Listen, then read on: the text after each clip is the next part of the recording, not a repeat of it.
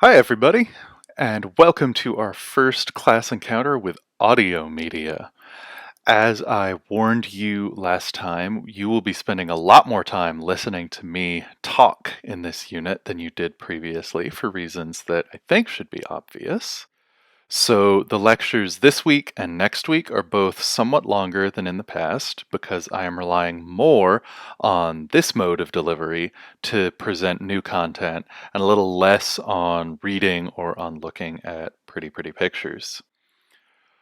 Audio media is a pretty broad and diverse category, and we'll be looking at ideas and examples involving music and spoken language or speech and ambient or environmental sound. So there is a lot of ground to cover to get this initial review done in 2 weeks. There are two main things that I want to cover today. First, we are going to briefly review the objective features of audio media. You can think of this as kind of the equivalent to the 20 Elements of Visual Design blog post that we were referring to in the past couple of weeks. This is an introduction to the formal objective features you need to be aware of to start doing critical analysis of audio media as a media technology. These are the pieces that make up audio signifiers, and we're going to talk about what they are and how they interface with semiotic objects or messages, and how listeners use them to create audio meanings. So we'll do that first, and then second, now that we have finally introduced two different kinds of media into our class discussion, we're going to do an initial exercise in transmedia comparison, looking at some of the different features and affordances and constraints between audio, which we're doing this week, and graphics, which we just finished our first pass at. So, like I said, a lot of ground to cover. Go ahead and pause me for a minute if you need to get some tea or go find your comfy headphones, and then we will get started. Okay, objective features of sounds. I am going to cover 5 features today, and I'll just preface by saying there are other models out there.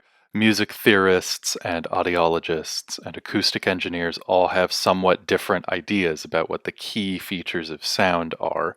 But this is the model I was taught, and I think it works pretty well from a media studies and from a teaching and learning standpoint, so we're going to stick with it. But if any of you with musical or other audio training have different ideas to share, I'd love to hear about them in this week's forums. So the 5 features of sounds are volume, pitch, timbre, location, and duration. And I have arranged these in order from easy to difficult from a media perspective.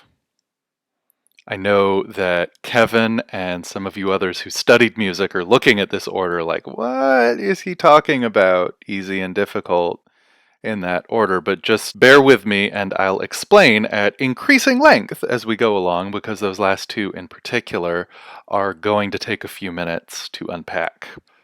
So, starting off easy, we have volume, which is a concept I'm sure you're all familiar with already. This is just the loudness or softness of a sound, and it's basically a direct representation of how much energy goes into making that sound.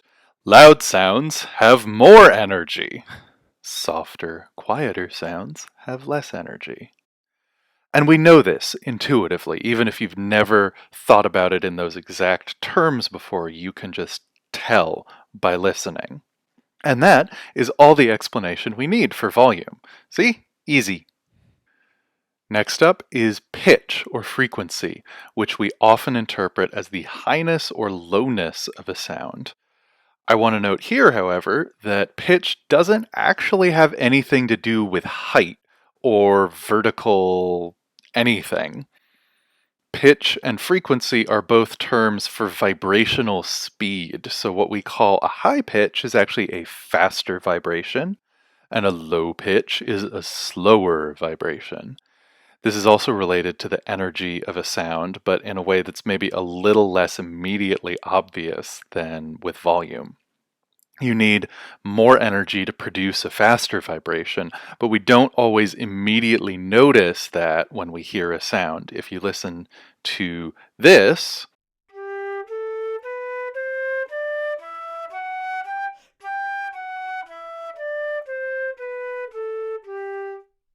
you wouldn't necessarily say that the high notes are more energetic than the lower notes.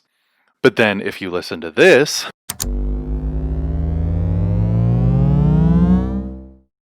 that comes across much more clearly as a rising energy level. You just intuitively feel that. So pitch is maybe a little more subtle than volume, but it could serve a similar representational function. Pitch is obviously very important in music and also in speaking, and the other readings this week go into that some more, but we're going to move on for the moment to timbre.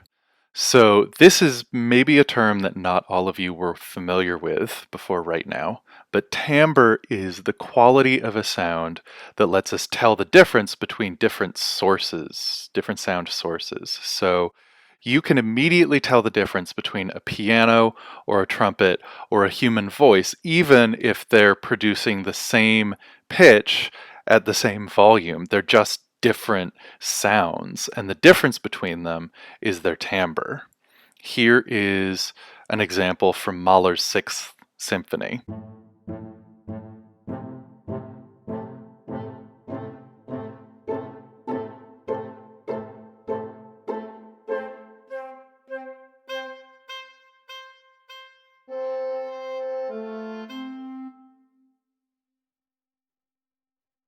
So, like I just said, all of those instruments, they're playing the same pitch, at the same volume, same rhythm, but you can still immediately tell that they are different because they have different timbres. So, what actually is timbre? The 10-second version is that when you hear a sound, you're not actually hearing just one pitch. There's a whole package of different vibrations that are traveling together and overlapping and intersecting in different ways. And all those combined vibrations together make up a sound's unique timbre. If this was a music theory class, we would spend a lot longer on timbre than that, but for now, I'm just going to say that timbre plays a really important role in how we communicate through sound, and especially in speech. Timbre is the difference between bed, bad, bid, bode, and bud. Accent is mainly a function of timbre, and so is tone of speech. When I speak like this, it changes how you interpret my voice than when I'm speaking like this. And if I were to reveal my true voice, which sounds like this, same deal. The interpretation changes based on the timbre. So let's move on to the next feature, which is location. Now, location is a slightly misleading word because sound actually moves. It doesn't stay in one location. So more precisely, what we're talking about is a sound's point of origin, the place where it is being created relative to our position as the listener. Now, this might not seem that important, but we do notice this feature of sound much more than we might be consciously aware of. If I take off my microphone, set it over here, you notice the difference, and again, it affects how you interpret what you're hearing. So sound travels from its point of origin to the listener's ear, and we can actually tell with a pretty high degree of accuracy where it is coming from and how far it has traveled to reach us. From a communication and media perspective, we might say that the listener is where a sound arrives or stops, but it's worth noting here that, literally speaking, that's not quite accurate. Sound just keeps going and expanding outward from its point of origin until it eventually runs out of energy and fades into the background.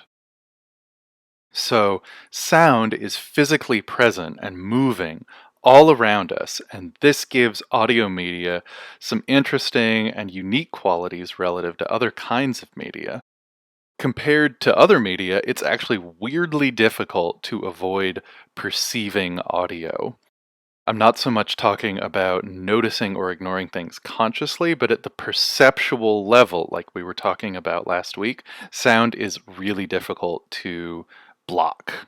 So let's think about it this way. If you're in a room with an image, let's say a painting, even a big, obvious one, it's still very easy to not perceive that painting with your body's eye. You can close your eyes, you can look in another direction, and you can just not see that image with very little effort.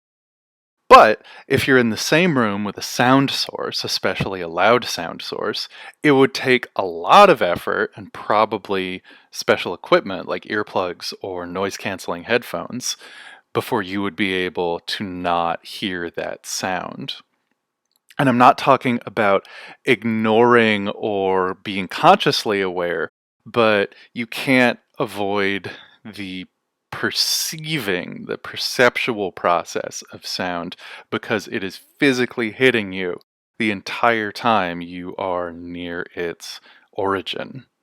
This quality also affects how audio media interact with each other. Let's say you want to plan a lesson where your students are going to compare and contrast a set of media objects. So with graphics, you can just put them all up next to each other and look at all of these graphics at the same time and do your compare and contrast. With audio, though, you can't do it that way. If you try to play a bunch of different audio clips all at the same time, you're just going to wind up with noise. So you have to play them one at a time.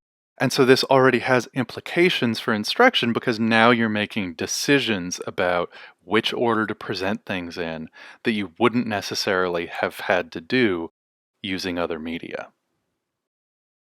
And speaking of order and time, that brings us to our last feature of sound, which is duration. Some people might say rhythm here, but I prefer duration because it includes rhythm, which is the pattern of starts and stops that separate discrete sounds. And it also covers sequence, which is the order we arrange different sounds in. Again, this is hugely important in both music and in speech, since sequence is the difference between reed or deer, or between lame and male. The sequence of those sounds, the order I arrange them in, determines their meaning, just like the order of written letters arranged in space on the page determines their meaning. Now, the fact that audio media have a time dimension may seem kind of high-flown and abstract, and I'm just rambling like a sophomore philosophy major, but this feature has real implications for how audio media are used in instruction. Just for one example, when I give you an assignment to read something or to study an image, there is no time frame inherent in that activity. I can guess how long it will take you, but people read at different speeds, maybe have different ideas about what it means to study an image closely. So if it's important for the lesson that you spend a certain amount of time doing those things, then I have to incorporate that into the instructions separately.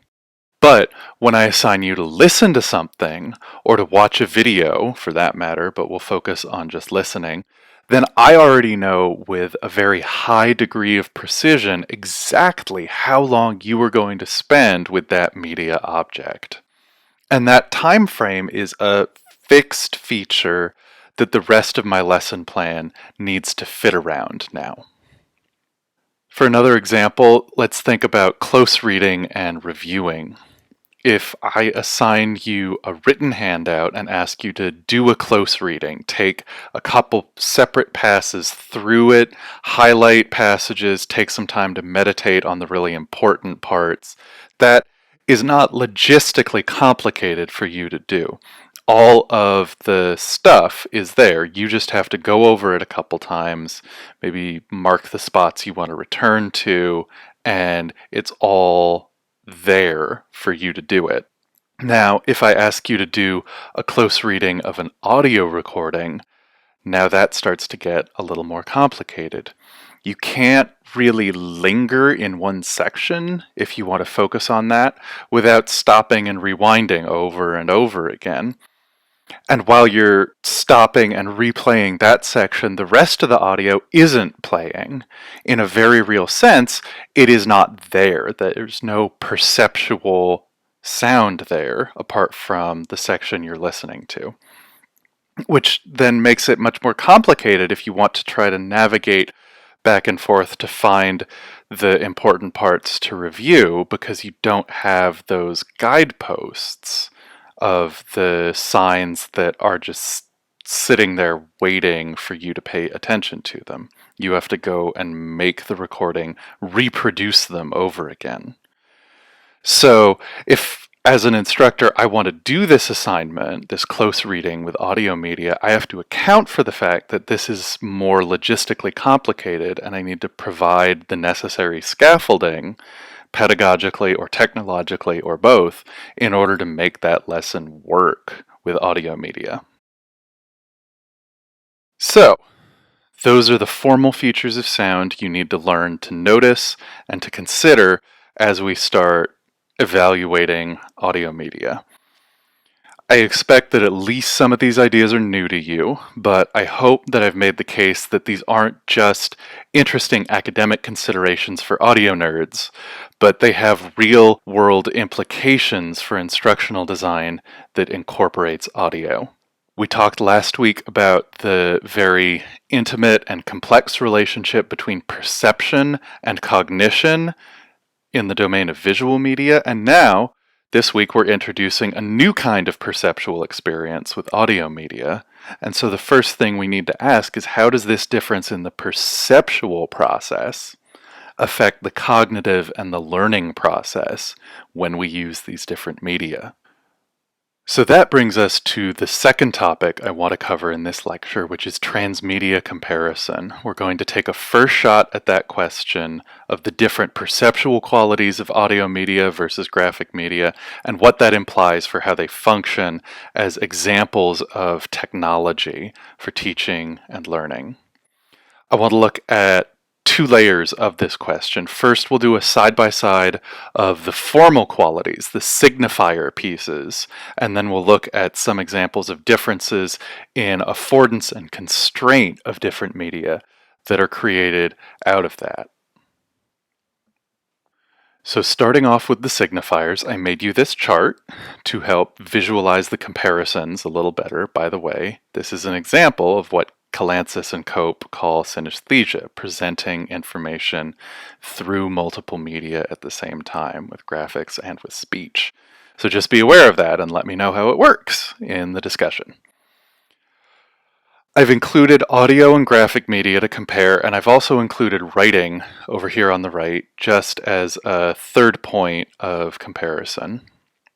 And for each of these three media or modalities, I've tried to indicate the features they use as primary meaning makers. What I mean by that is, if you look over at the writing column, for an example, there are two features that are really important in encoding and interpreting written meanings, and that's the shapes that form letters and the order those letters are put in to form words and sentences. Now, writing can use other features. It can use different sizes, different colors, but those features are always going to be less important than the two primary ones of letter shape and letter order. And likewise, with graphics and audio, I'm not saying that those media can't have some of these other features, but in each medium, there are certain signifiers that are always going to be of primary importance, and others that will always be of secondary importance. So what we see in this chart is that audio signifiers have some overlap with other media. The order of elements is important in all three, and the location where the elements are in physical space is a big one for both audio and graphic media. But we can also see that there are some big differences between these media. Writing is very lean compared to the other two. It uses a much smaller set of primary signifiers, just two, which isn't good or bad. It can be an advantage or it can be a challenge depending on what you're trying to communicate.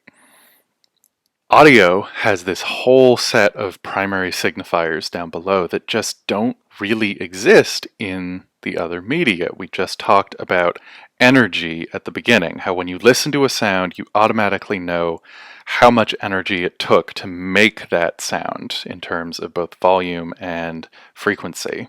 You can tell quite accurately and quite intuitively the energy level that it takes to produce a sound. When you look at a graphic image, you do not have that automatic sense of how much energy went into creating the image. Now, can graphics convey a sense of energy? Sure. Metaphorically, they definitely can. Literally, maybe, but that's not really the point.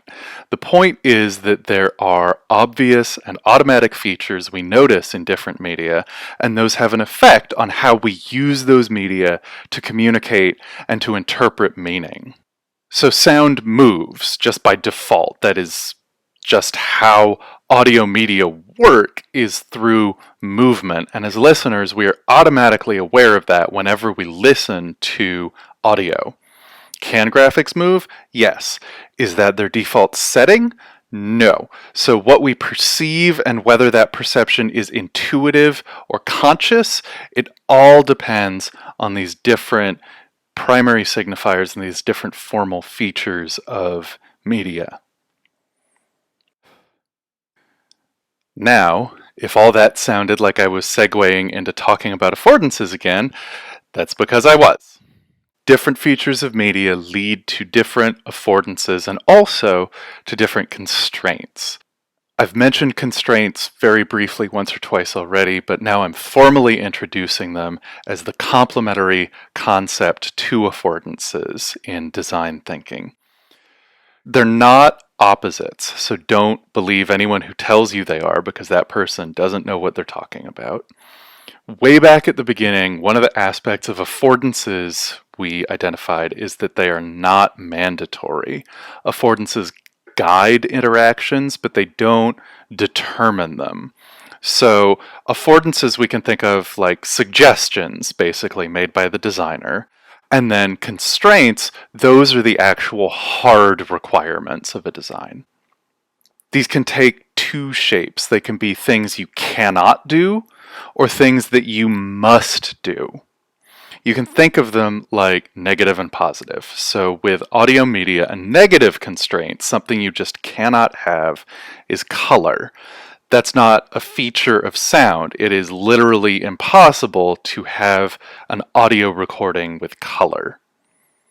And then a positive constraint of audio media that we just talked about is energy and motion. Sound has to be moving in order to exist. So you must have some sort of energy creating a sound vibration in all audio media. It's a mandatory feature. That's a constraint. So what I've done in this chart is I've tried to highlight different kinds of constraints in green. And just remember as we go through, these are not the opposites of affordances. So the things in white are not necessarily affordances, but the constraints in green, in a way, they define the boundaries around the space where we can create affordances through different media. Good instructional designers use constraints both to set limits and to scaffold what teachers and learners are going to do with media in a lesson. We already talked a little about this first constraint of audio media, that there is this time component already specified in advance. And yes, you can play a recording faster or slower, but there's always going to be some level of predetermination about how long it takes to listen to an audio recording, whereas with graphics or written media, you really don't have that fixed duration.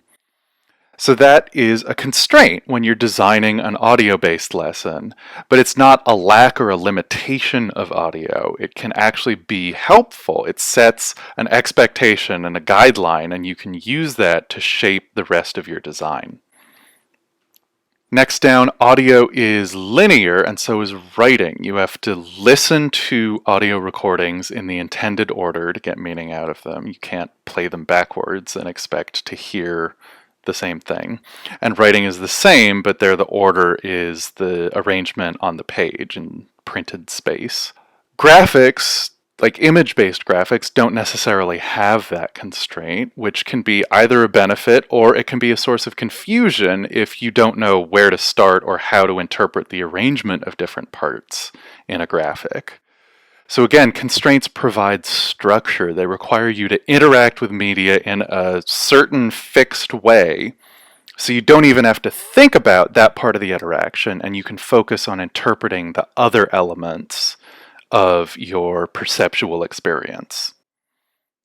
Next down, here's an example where audio media are less constrained. Writing is by definition based in language, so you have to be able to read a given language in order to get the intended meaning out of a piece of writing. Audio and graphic media can use language, but they don't have to. And even if they do, there are other aspects that can still carry part of the meaning as well as language. Like, I don't understand Icelandic, but if I listen to a song in Icelandic, I can still tell if it's happy or sad or aggressive, because part of the meaning can still come through even if I don't understand the words carried through other features of the audio media object. Another example, moving down again, of a constraint that audio media don't have is that sound is pervasive. It moves and expands on its own, so it's really easy to communicate a message to a lot of people at once using a single audio recording. While with visual media, you either have to arrange the viewing space so everyone can look and see from roughly the same perspective, or you have to give everybody their own copy of an image if you need to, but you have to do something so everyone can see the same thing in order to get the message across. So let's imagine you need to explain something to a class of 20 or 30 people in a room, and all you have is a laptop that you have to use. So how are you going to choose to do that? I think you probably want to use an audio recording to deliver your explanation, because even with cheap laptop speakers, you can easily transmit sound to 20 people all at once if they sit quietly. But it would be much more difficult to get 20 people to all be able to see a laptop screen clearly at the same time. So visual media have this constraint of perspective, while audio media don't have to worry about that issue as much. But then lastly, you have the flip side of this quality, that audio media will interfere with each other if you try to play two things at once. You'll just create noise, while with graphics, you can just line any number of graphic images up next to each other and they won't interfere or run into each other. To put all this another way, audio media are less constrained by space because sound moves and naturally fills an entire area just by its nature, but they are more constrained in time for the same reason, because you can't have this motion and movement happening simultaneously as well.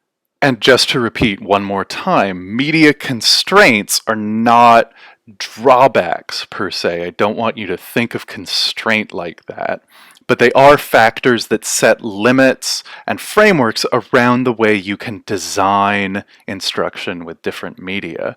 I'm really trying to push you to start thinking more like designers, and this is a really big part of that, of design thinking.